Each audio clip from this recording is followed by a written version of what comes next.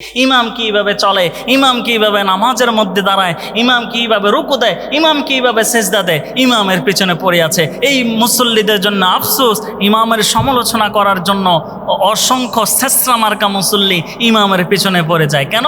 ইমাম কেন দেরিতে আসলো, ইমাম কেন সময় মতন আসলো না, ইমাম কেন 1 মিনিট লেট করলো। আরে ভাই, ইমাম প্রতিদিন সময় মতন তার জায়গার মধ্যে চলে আসে। তুমি মুসল্লি, প্রতিদিন তোমার এই সময় মতন নামাজের জায়গার মধ্যে তুমি মুসল্লি হিসাবে দাঁড়াও কিনা, তুমি সেটা নিজে উপলব্ধি করতে পেরেছো?